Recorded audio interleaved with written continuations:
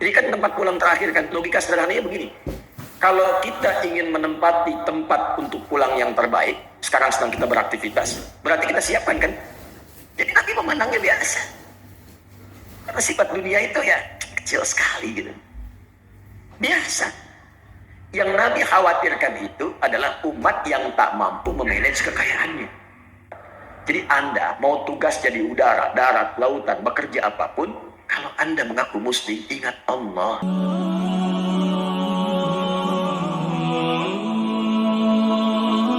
Sejak langit dan bumi diciptakan, desain kehidupan itu setahun 12 bulan. Kalau Anda ingin tahu ketentuan yang lurus dalam agama, dalam konteks ini disebut din.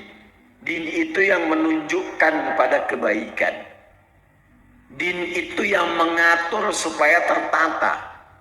Kenapa din itu dinamakan dengan din, kemudian disebut dengan Islam? Inna dina indallahil, seakan memberikan kesan Islam itu bukan cuma agama.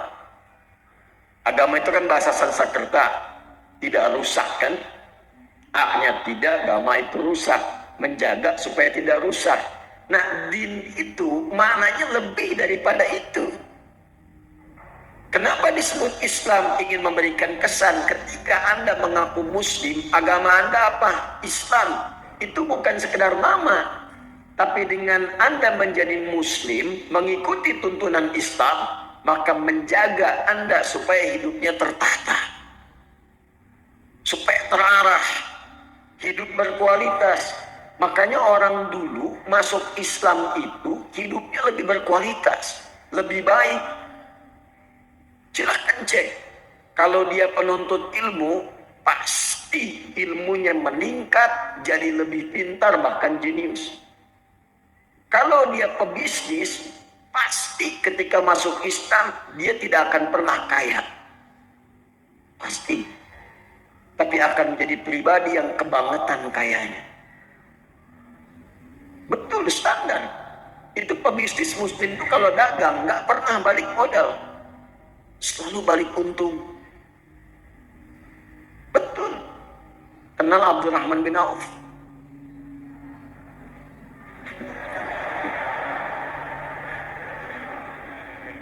Saya nggak akan tanya kenal di mana. Saya itu riset ilmiah. Ini dipertanggungjawabkan dan disidang oleh profesor-profesor di satu kampus. Singkatnya begini, saya riset perbandingan pra-Islam dengan pasca-Islam. Abdurrahman bin Auf, singkatnya saat masuk Islam, itu dalam bisnisnya yang berkah itu, kalau dikonversi ke sekarang, aset dan semuanya, itu nilainya 72.000 triliun. Elon Musk belum ada apa-apa. Dan baru turun kemarin jadi 2.800-an. Jeff Bezos 1.800-an triliun. Itu belum ada apa-apanya, baru kaya. Abdurrahman bin Auf itu kebangetan kayanya. Kebangetan. Kapaknya terbuat dari emas. Tapi masuk surga juga.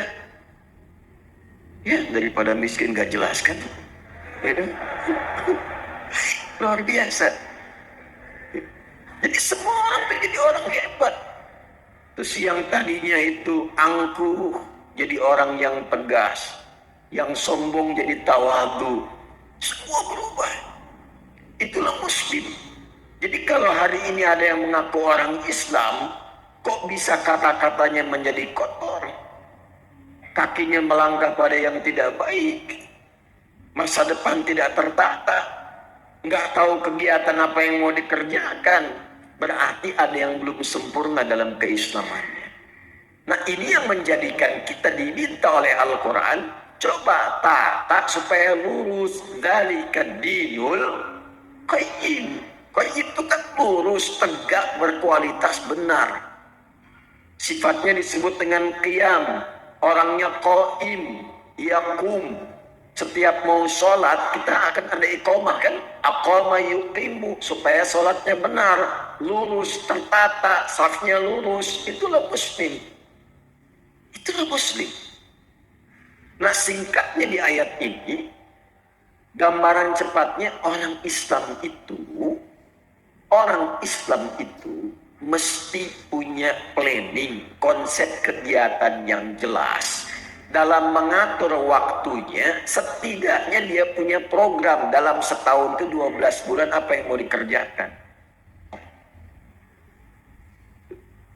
Nanti akan ditarik ke harian. Makanya nanti akan dibagi ke dalam konsepsi waktu sholat. Itu setiap harinya. Tapi targetnya tahunan. Jadi Anda ini dalam setahun punya rencana apa? Kalau mau ditarik ke dunia dulu misalnya, ya, coba. Dalam konteks Anda nih yang belajar mahasiswa. Dalam setahun ini apa yang mau dicapai? Kenapa yang dipilih kampusnya itu? Mau jadi apa ke depannya? Petakan, turunkan. Dibagi ke dalam 3 bagian minimal. Makanya minha arba'atun hurum. 12 dibagi 4. Berapa? 3. Jatuhnya per trimester. 3 bulan, 3 bulan, 3 bulan. Bagi 4 bagian. Dievaluasi. Sudah tercapai belum? Tercapai belum? Apa yang harus dilengkapi? Apa yang harus dikurangkan? Target IPK berapa? Itu lengkap. Bisnis demikian, dalam setahun evaluasinya bagaimana? Itu standarnya, itu paling rendah, paling standar. Nah, semakin tinggi lagi imannya, maka dia melampaui batas-batas dunia. Itu targetnya langsung akhirat. Targetnya langsung apa? Akhirat. Jadi cara menyusunnya begini. Mohon izin, saya tidak bermaksud mengajari, hanya menuangkan apa yang Al-Quran berikan petunjuk kepada kita. Jadi kalau seorang muslim itu semakin tinggi imannya, semakin kuat imannya, semakin banyak amal solehnya, itu orientasi hidupnya. Dia memasang target akhirat dulu, baru tarik ke dunianya. Itu ada di Quran surah 59 ayat 18. Ya ayyuhalladzina amanu taqullaha wal tanzur nafsum ma qaddamat lighad. Ghad di situ akhirat. Ghad di situ maksudnya akhirat. Ya, saya terangkan dengan ilmu nahwu dulu supaya cepat ya. Ya, yaitu huruf panggilan disebutkan setidaknya 361 kali dalam Al-Quran. Itu memanggil yang mendekat, yang menengah, dan jauh. Semua jarak, semua aspek. Jadi kalau Anda pergi ke Mekah, umrah atau haji, yang belum mudah-mudahan disegerakan, Insya Allah. Dan tidak cukup dengan amin, nabung. Ya. Anda ada kesulitan, pengen dimintai bantuan, bilang aja, ya, nengok semua tuh. Yang dekat, yang menengah, yang jauh. Ayyuha disebutkan 150 kali dalam Al-Quran. Ayyuhnya munada untuk menguatkan informasi, haknya mengingatkan tadi. Kemudian alladzina disebutkan 1080 kali dalam Al-Quran, itu untuk memanggil semua tanpa kecuali, tanpa sekat. Mau laki-laki, perempuan, tua, muda, besar, kecil, melintasi status. Jadi Allah menginginkan semua hambanya tanpa kecuali. Yang punya jabatan, yang belum punya jabatan. Yang disebut kaya, yang disebut cukup. Yang disebut ustadz atau jamaah. Allah nggak bedakan. Sepanjang engkau beriman, kata Allah, mesti punya visi hidup. Dan sepanjang engkau beriman, mesti ingat akhirat tempat pulang. Karena setiap kita pasti akan pulang. Setiap kita pulang. Gak ada yang gak pulang. Karena hidup kita itu bukan di sini. Di sini itu tugas. Pulangnya ke sini. Walal akhiratu khairul laka minal ula. Nanti ke sini. Ini bukan tempat kita di sini. Sadari itu, kita terus sedang bertugas. Fil ardi itu membawa misi. Pulangnya akhir. Makanya disebut di Quran dengan mayyit. Quran surah 39 ayat 30. Innaka mayyitun. Mayyit itu kalau pakai tasydid itu yang akan meninggal. Ya, yang akan wafat. Wafat itu gerbangnya. Artinya menjalani masuk gerbang itu untuk masuk ke tempat yang baru. Itu yang abadi. Sedikit-sedikit lompatnya. Ini ada mayit begini. Ada mayit. Itu beda. Kalau mayit pakai tasydid itu masih hidup. Tapi akan meninggal. Jelas? Yang akan meninggal. Apa yang menyebabkan dia kemudian meninggal? Ajal tiba. Quran surah 7 ayat 34. Walikulli ummatin ajal.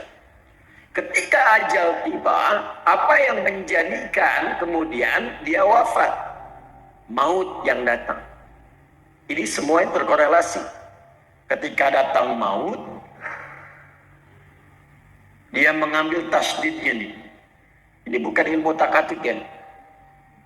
Ini seakan ini rohnya ini diambil maut. Siapa yang ditugaskan? Malakul maut. Quran surah 32 ayat 11. Qul yatawaffakum malakul mautil ladzi wukila bikum. Maut. Ketika ini diambil jadi sukun. Nah, kalau sudah mayitun meninggal. Kenapa pakai sukun? Sukun itu dari kata sakinah. Sakinah itu tenang. Usahakan kalau meninggal itu usahakan yang tenang, yang nyaman, yang husnul khatimah. Ya ayyatuhan nafsul mutmainnah, hei jiwa-jiwa yang tenang. Ya, makanya dulu orang Jepang saja waktu bikin film kartun itu dan ditulis dalam tadinya komik ya. Susuke Watanabe itu 96 pernah membuat komik namanya Dragon Ball itu yang kemudian difilmkan. Itu kalau Piccolo di Kamehameha sama Son Goku kemudian mati, di atasnya ada bulatan kan? Pernah inget gak?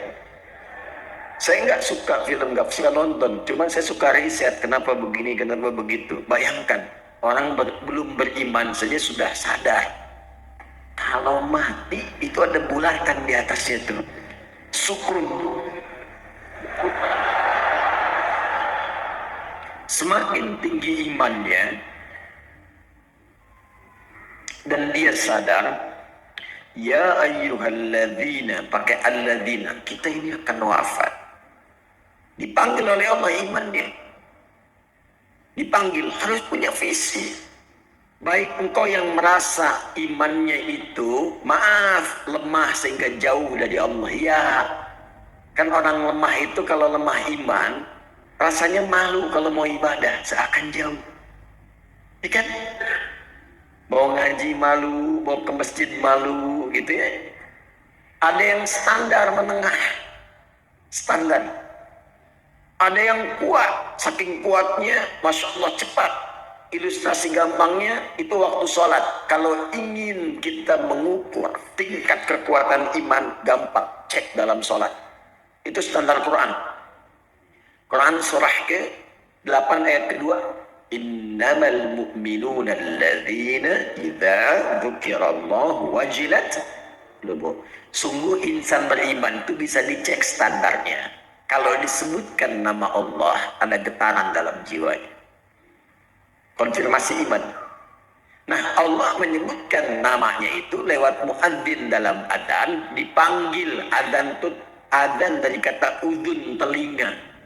Kenapa disebut adzan? Karena lafaz ini satu-satunya yang akan sampai ke telinga 24 jam berputar. Diperdengarkan nama Allah setiap berganti waktu. Baru bangun disebutkan, siang disebutkan, sore disebut, sampai malam. Untuk dilihat standar iman dalam sehari itu bagaimana kualitasnya. Karena kata Nabi, nanti ada yang yusbihu mu'mina wa yumsi kafira. Paginya kuat, sorenya lemah, bahkan ada yang kufur. Allahu Akbar, Allahu Akbar. Ya, kita ambil misalnya duhur jam berapa, subuh tanya berapa? 4 424, 422 terjadi perbedaan pendapat. Ya kita ambil pas dekat komat lah 425 misalnya. Nah ini kalau azan 425 Allahu Akbar, Allahu Akbar, Anda langsung sadar, ya Allah azan, saya siap-siap. Nah itu kualitas imannya standar. Belum kuat. Tapi kalau dari jam 4 Anda sudah siap-siap, belum dipanggil, sudah ada getaran untuk merespon. Itulah iman yang kuat.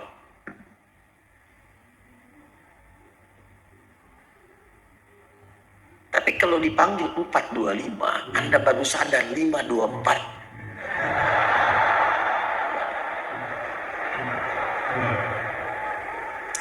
Nah ini yang dimaksud.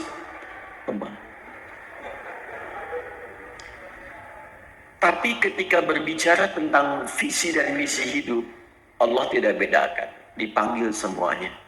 Hei baik yang merasa imannya masih lemah, yang menengah ataupun yang kuat. Itu Masya Allah. Allah panggil semua dengan engkau mengerjakan ini. Yang lemah akan jadi kuat, yang kuat semakin rekat, dan yang menengah akan semakin dekat dengan Allah Subhanahu wa Ta'ala. Wal tanzur nafsum ma qaddamat. Engkau harus punya visi untuk pulang. Jangan-jangan dunia yang nyaman, akhiratnya terancam. Maka cara menyusunnya begini. Nah ini yang paling penting. Kalau kita ingin menjalani aktivitas dunia supaya nyaman, jadi apapun silakan. Ini tidak merubah status Anda. Yang wali kota tetap wali kota, yang camat tetap camat, yang dosen tetap dosen, nggak berubah. Tinggal Anda ingin upgrade atau tidak. Saking pentingnya bunyi itu ya, mengingatkan. Ya suruh nanti saya terangkan. Tarik ini sampai ke masa kita sekarang. Dari sini dulu, dari akhirat. Jadi kan tempat pulang terakhir kan, logika sederhananya begini. Kalau kita ingin menempati tempat untuk pulang yang terbaik, sekarang sedang kita beraktivitas. Berarti kita siapkan kan tempat yang bagus, kalau pulang nyaman, tempatnya enak dan sebagainya. Nah Allah sudah menawarkan melalui Rasulullah ada 8 tempat indah saat pulang di akhirat. 8 jenis. Yang disebut dengan jannah, surga.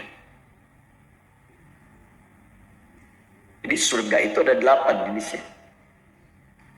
Dari mulai yang biasa, tapi maaf, sebiasa-biasanya pun surga.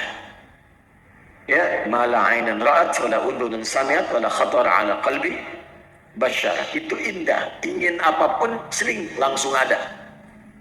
Itu ada di Al-Baqarah ayat 25. Wa utubihi mutasyabihat. Antum sekarang, waduh lapar nih, dan nunggu dari tadi, kan? Pengen makan, pengen sarapan, pengen macam-macam. Di surga beda. Begitu antum ingat nasi uduk, seling ada. Apa aja? Itu yang surga biasa. Apalagi yang indah seperti Firdaus, surga Aden, Darussalam, Jannatun Na'im. Pertanyaannya, saya cuma tanya 2 hal. Satu, siapa yang ingin masuk surga? Alhamdulillah. Tapi tidak semua yang ingin ke surga itu yang tahu dan jelas punya gambaran surga mana yang mau dimasuki. Ini antum nih yang kuliah, kalau nggak tahu apa yang mau dicapai, kampus mana yang mau dipilih? Mau jadi apa? Anda kalau nggak punya visi, untuk apa Anda bekerja beraktivitas, akan bingung apa yang mau dikerjakan, hasilnya apa yang mau diraih. Nah kita tarik dari atas, surganya mau yang mana? Supaya jelas, nanti dari situ muncul kurikulum, itulah yang dikerjakan selama hidup, itu aja terus, sampai wafat. Hidup itu kan gampang, cuma tinggal menunggu wafat saja. Setelah itu selesai kita mendapatkan apa yang disiapkan. Nah, saya ingin cepat karena waktunya tinggal 15 menit lagi. Setelah itu kalau ada waktu kita diskusi supaya memberikan kesempatan Syuruk dan yang lainnya. Fokus baik-baik. Saya akan cepat. Dari 8 jenis surga ini kita sepakati dulu jamaah. Mau surga yang mana? Ya, nggak apa-apa. Saya paham ya. Kalau kan selalu terjadi begitu, nggak ada masalah ya. Nggak ada masalah. Memang rumusnya begitu. Kalau kita mau pilih sesuatu, pilih yang tinggi. Sehingga nanti effortnya dari dalam diri kita itu semakin kuat ingin mencapai. Jadi kalau nggak nyampe, nyangkutnya masih dekat-dekat. IPK 4, target belajar itu kuat. Kalau nggak nyampe, nyangkutnya 3,9, 3,8. Jadi kalau mau target surga, targetkan yang tinggi. Sebab kalau yang biasa-biasa yang penting ke surga ya nggak apa-apa. Kalau nggak nyampe, nyangkutnya di mana? Di Firdaus. Sudah? Oke, tarik sih. Tinggal keluarkan di Al-Quran kurikulum surga Firdaus. Tunggangi aktivitasnya di bumi. Dan alhamdulillahnya nggak pernah disebutkan dalam Quran hanya kiai, hanya ustadz, hanya habib, hanya tokoh, hanya ulama masuk surga ini. Tidak. Allah turunkan dalam bentuk sifat dan kegiatan kurikulum. Quran surah ke-23 ayat 1-9.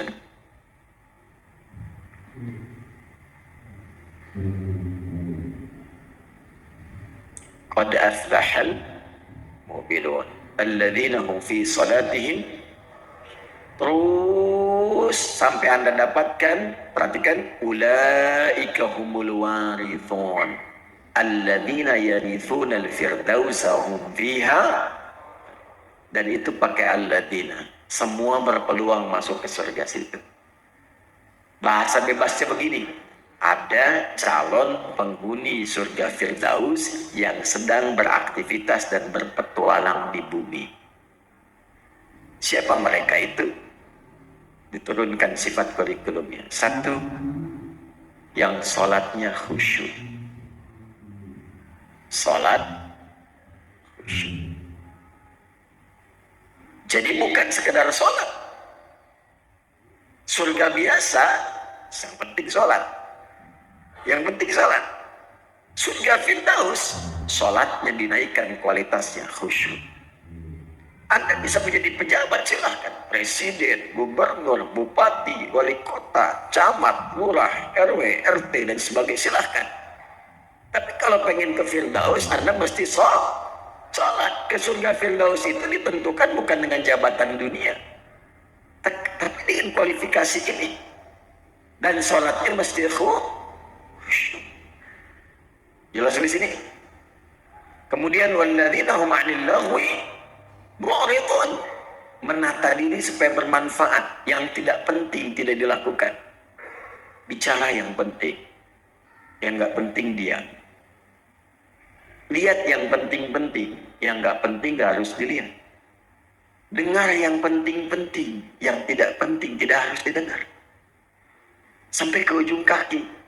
Nah, kalau sudah paham ini, tunggangi menjadi sifat kegiatan. Kalau sudah kita tunggangi sampai wafat, sabar sampai meninggal, insya Allah ini siap. Walladzina hum lizzakati fa'ilun. Dia pun bekerja itu untuk mewujudkan targetnya ini ke Firdaus. Jadi dia berusaha itu untuk mendapatkan harta, capaiannya bukan kaya. Makanya komen Nabi, dan ingat ya, kalau Nabi sudah komen itu, kita umatnya langsung like, share, and subscribe. Gak usah ditawar. Komen Nabi sederhana. Kata Nabi itu gini, au kama qala, kaya itu biasa bagi umat. Jadi Nabi memandangnya biasa. Karena sifat dunia itu ya kecil sekali gitu. Biasa. Yang Nabi khawatirkan itu adalah umat yang tak mampu memanage kekayaannya. Nah, calon penghuni surga Firdaus ini, dia pun kalau berbisnis, berdagang, berusaha untuk kaya, bukan sekedar kaya, kayanya itu untuk beramal, lizakat, minimal untuk zakat. Jadi bukan untuk memenuhi dunianya. Dan ketika Anda mengejar akhirat, dunia pasti ikut. Demi Allah saya katakan, Anda kejar akhirat, dunia pasti ikut. Gak ada ceritanya orang mengejar akhirat kehilangan dunia, itu gak ada. Dan itu akan sesuai porsinya dengan kebutuhannya. Saya tanya Anda, zakat itu berapa persen? 2,5%, itu yang standar ya. Standar pokok, 2,5%. Ya Allah, hamba sudah berusaha sholat semaksimal sampai hidup saat ini. Hamba ingin menaati-Mu ya Allah. Berikan kesempatan untuk bisa berzakat selama hidup. Hamba tidak minta banyak ya Allah. Hamba ingin surga Firdaus, setidaknya berikan kesempatan 25 juta aja bisa zakat. 25 juta aja bisa zakat. Zakat 25 juta. Tapi kan Allah kasihnya 1 miliar.